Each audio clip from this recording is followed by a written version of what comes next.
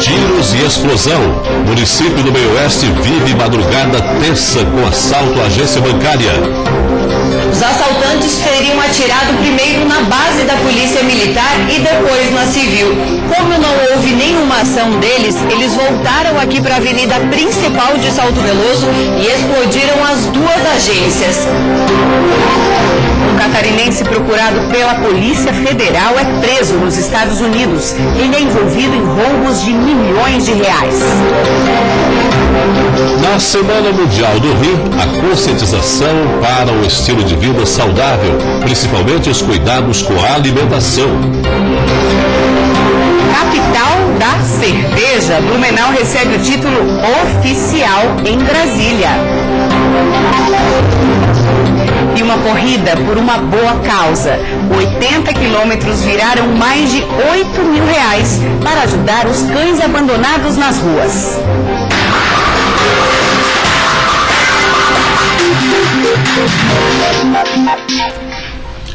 Boa noite. Moradores de Salto Veloso, no Meio Oeste, viveram momentos de tensão nesta madrugada. O município de cerca de 5 mil habitantes registrou tiros e explosões após o assalto a uma agência bancária. A repórter Camila Constantini esteve lá com o nosso cinegrafista Jean Carlos Alves.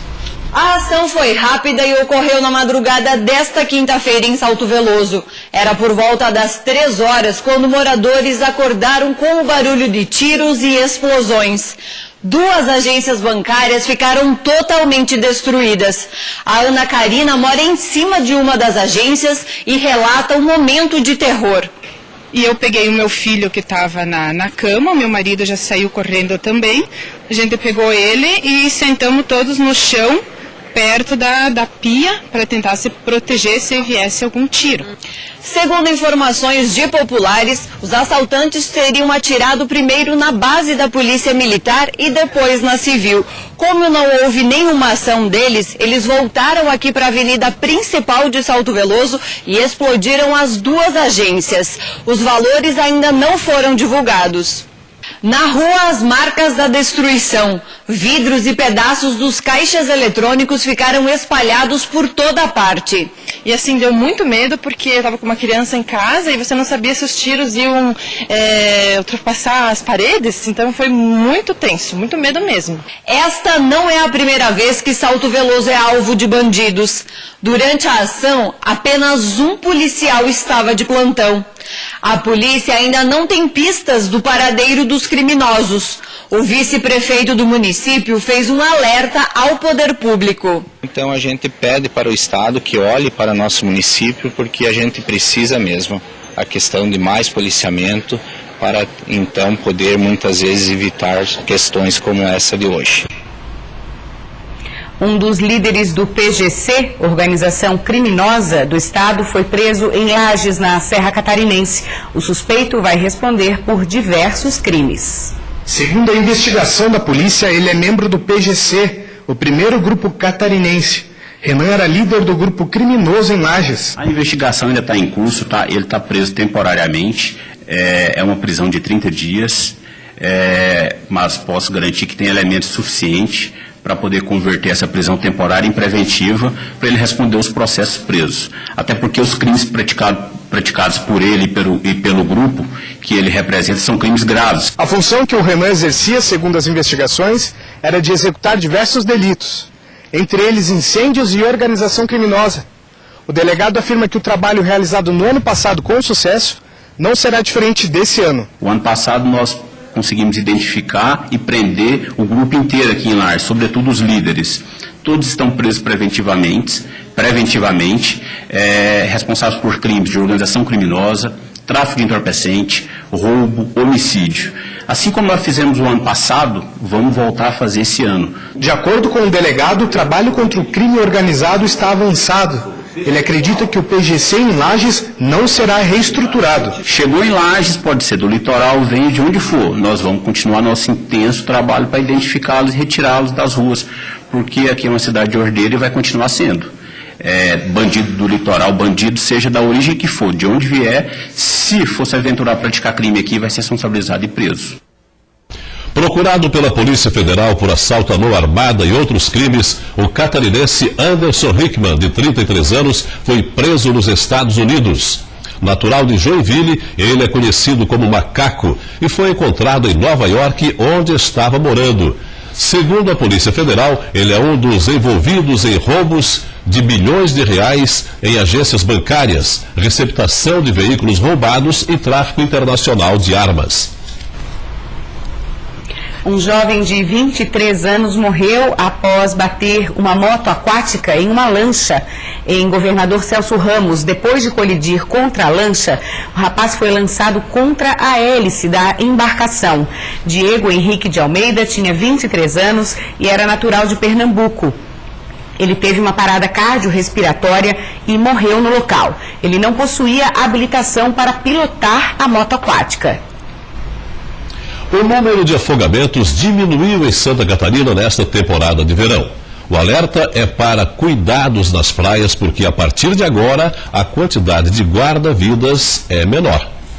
Neste ano foram apenas 3 mortes nas áreas monitoradas. O objetivo do Corpo de Bombeiros Militar é zerar esse índice, mas a redução de 50% em relação ao ano passado mostra que o trabalho está dando resultado. Em meados de 90, nós tínhamos em torno de 60, 70 mortes por temporada nas praias monitoradas.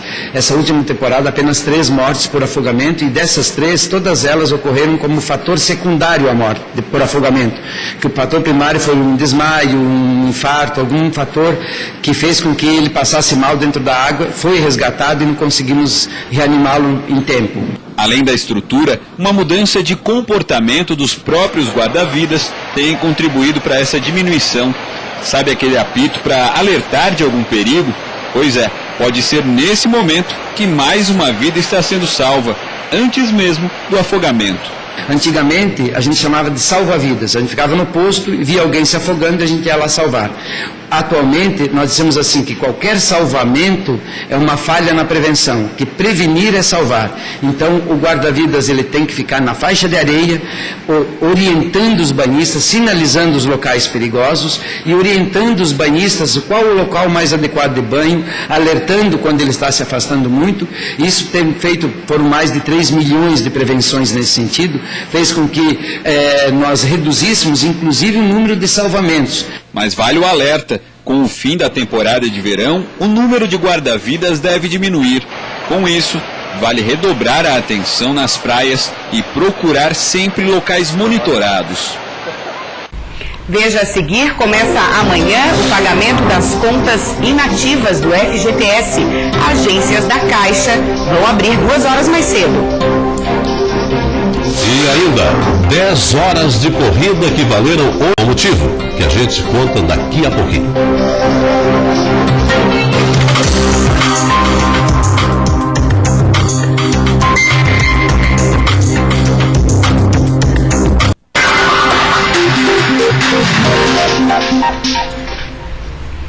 Uma proposta na Assembleia Legislativa do Estado tenta mudar o pagamento de pensões a ex-governadores. Atualmente, 11 pessoas são beneficiadas no Estado com a aposentadoria especial, totalizando o custo de quase R$290 mil por mês, 3 milhões e 700 mil por ano. A PEC é assinada por 15 parlamentares. A proposta acaba, então, com o caráter vitalício para quem governar Santa Catarina a partir de 2019. Desta forma, não afeta os atuais pagamentos. O governador que ficar no posto por 4 anos, por exemplo, receberá o benefício por 4 anos. A PEC precisa ser apreciada pela Comissão de Constituição e Justiça para seguir para o plenário. Integração e acessibilidade aos portadores de necessidades especiais em Florianópolis. É um dos assuntos do Giro de Notícias. Um projeto de lei deve ser votado na Câmara de Vereadores em Florianópolis e promete garantir acessibilidade a portadores de necessidades especiais. De acordo com o projeto, fica proibida a cobrança de taxas adicionais a portadores de deficiências e impede também que os estabelecimentos se recusem a receber os portadores. A intenção do projeto é assegurar que todos recebam atendimento. Em 2014, uma escola particular do norte da ilha se recusou a receber um aluno autista de 4 anos de idade, alegando não ter estrutura. Um plano de demissão voluntária e reajustes de taxas são as alternativas apresentadas para tentar tirar a CONCAP do vermelho aqui na capital. A intenção do plano de demissões voluntárias é reduzir 300 funcionários do quadro, que hoje é de 1.500 colaboradores. O esforço é para tentar recuperar a empresa responsável pela coleta de lixo em Florianópolis, que há anos sofre com problemas administrativos. Começa amanhã o pagamento das contas inativas do FGTS, o Fundo de Garantia do Tempo de Serviço, para trabalhadores nascidos nos meses de janeiro e fevereiro. Serão beneficiadas inicialmente 4.800.000 pessoas, que poderão sacar quase 7 bilhões de reais. Além disso, mais de 1.200.000 pessoas poderão sacar utilizando o cartão cidadão. Os demais trabalhadores deverão retirar seus recursos nas agências da Caixa, que vão abrir com 2 horas de antecedência para auxiliar no fluxo do atendimento. Uma corrida em prol dos animais. Em Chapecó, um cabeleireiro atleta percorreu mais de 80 quilômetros e cada quilômetro valia R$100. Toda a renda foi doada para uma organização que cuida de animais de ruas. Após colherem os animais da rua, a principal atividade que a ONG Amigos dos Bichos desenvolve é a castração. Além disso, as profissionais dão banho e fazem a tosa dos pelos antes de entregarem os animais para os futuros donos.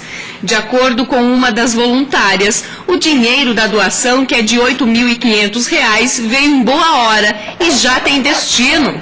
E a gente vai fazer uma reforma, parar de entrar água nos canis, deixar tudo preparadinho para os animais terem um pouco mais de conforto nesse inverno.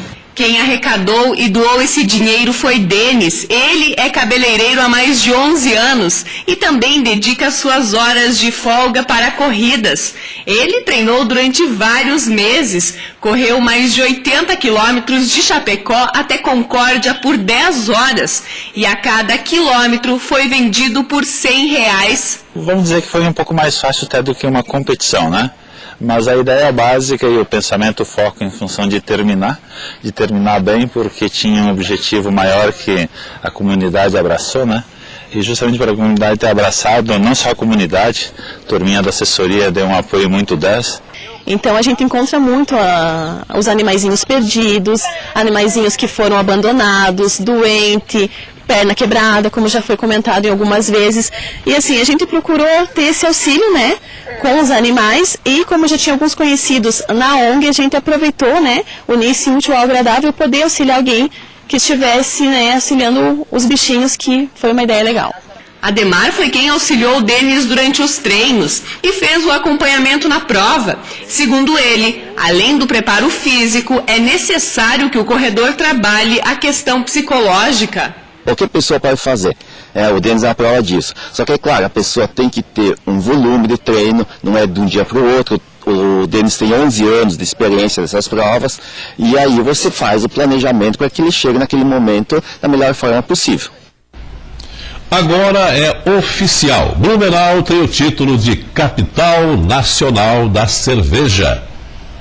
A lei foi assinada hoje em Brasília pelo presidente Michel Temer.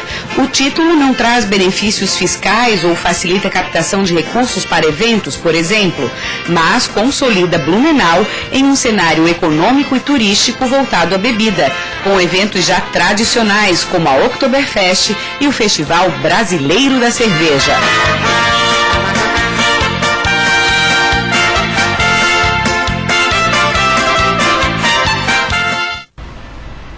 Estamos na Semana Mundial do Rim e o tema deste ano é obesidade. A insuficiência renal é uma doença silenciosa e a prevenção pode ser feita com medidas simples. Paulo teve uma doença grave que acabou causando insuficiência renal. Durante 1 ano e 11 meses, ele precisou fazer hemodiálise, uma dura rotina de tratamento superada graças ao apoio da família. A esposa acompanhou de perto o sofrimento de Paulo. antes mesmo dos diagnósticos. Paulo sentia muitas câimbras horríveis, não dormia à noite, tinha muitas dores, assim, fraco, até que um dia eu consegui dele ir ao médico, só que o médico disse que já teria que ir para a máquina de diálise. Para o Paulo, a única solução foi o transplante. Ele teve sorte, foram apenas 9 dias na fila e um doador apareceu. Hoje, após 5 meses, ele está praticamente recuperado. Melhorou tranquilamente, mas só o efeito de fazer hemodiálise, né? 4 vezes por semana, né? Que imagina, só parar aquilo ali já mudou completamente. Esta semana é considerada a Semana Mundial do Rim. O tema deste ano é a obesidade, um problema que atinge cada vez mais pessoas e tem causado uma série de doenças. A obesidade em si é fator predisponente para uma série de outros problemas, como hipertensão e diabetes. E hipertensão e diabetes são as principais causas hoje de doença renal. Então, combater a obesidade é combater a doença renal. A insuficiência renal é uma doença silenciosa. No caso do Paulo, por ser um problema genético, não tinha muito como evitar. Mas a prevenção pode ser feita com medidas simples. A doença tem que ser detectada precocemente. Não seria bom que as pessoas tivessem conhecimento da sua pressão, que avaliassem com frequência, né? Detectar alterações no sedimento urinário, se vê a urina está estranha, muito espuma, se está acordando muitas vezes à noite e é uma pessoa jovem, né? Isso às vezes é um primeiro sintoma, a manifestação de uma doença renal. E uma doença renal diagnosticada precocemente, às vezes dá margem para um tratamento mais efetivo. Não esquecer também assim, ó, de tomar bastante água, de se cuidar da alimentação, e essas coisas que a gente... O sal é muito importante, o exagero leva à falência dos rins, pressão alta e obesidade. E também fazer umas caminhadas, umas atividades físicas que também colabora. A seguir, projeto que envolve a tradição do queijo artesanal na Serra Catarinense recebe o prêmio internacional. E ainda a maior cidade do estado está de aniversário hoje.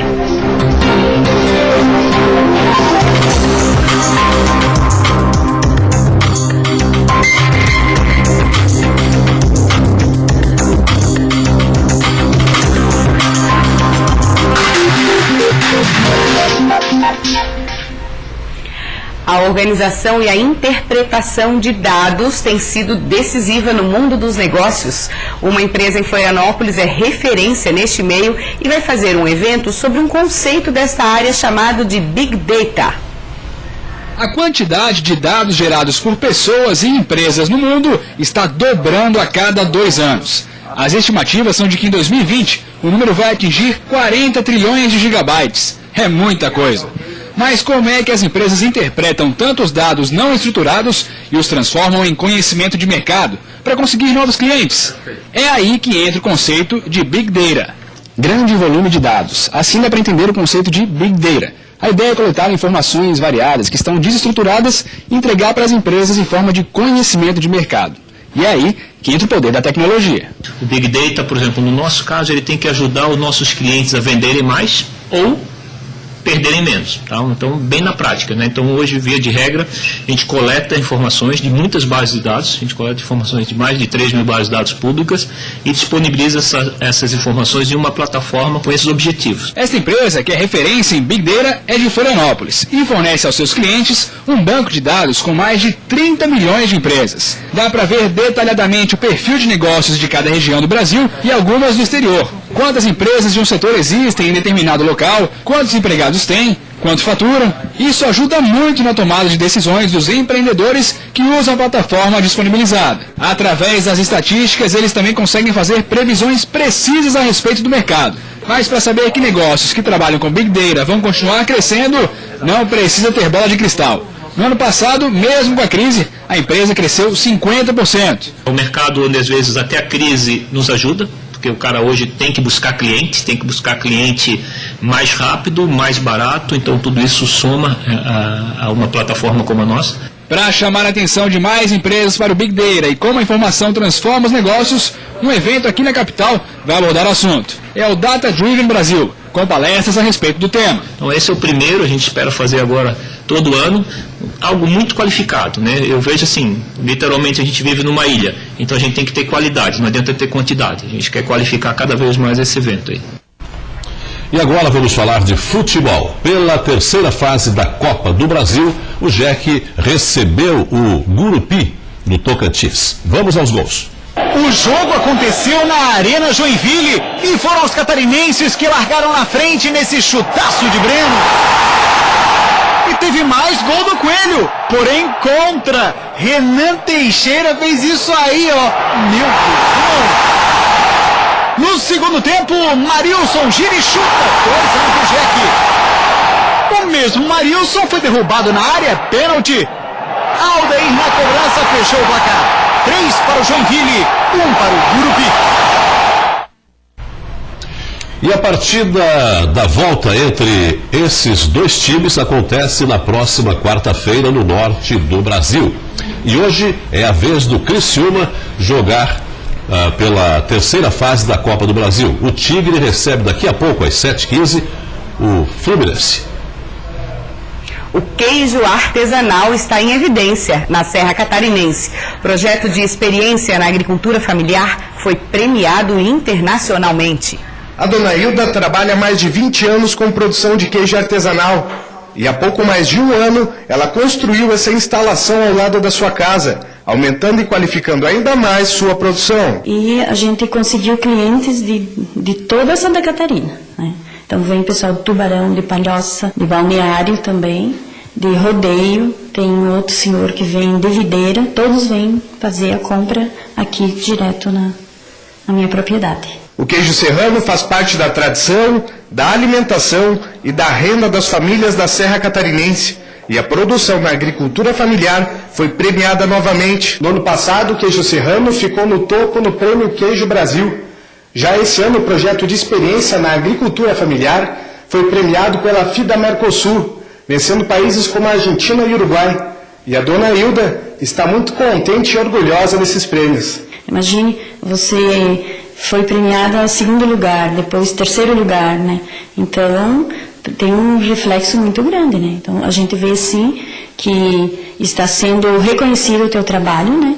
Incentiva cada vez mais a gente está melhorando, né, a qualidade. O título é do segundo concurso de boas práticas na agricultura familiar. Segundo essa extensionista social da Epagre em Lages, a visibilidade do produto é muito importante. O queijo artesanal serrano, que já tinha uma visibilidade regional, estadual, nacional, agora também internacional, porque vai ser apresentado também nessa reunião especializada da agricultura familiar, envolvendo todos os países do Mercosul. Muito bem, né? O queijo serrano sempre foi uma referência. E uma delícia. E uma delícia. E o Band Cidade desta quinta-feira fica por aqui. Agora você acompanha o Jornal da Band. Obrigada pela audiência, tenha uma boa noite e a gente se vê amanhã. Até lá.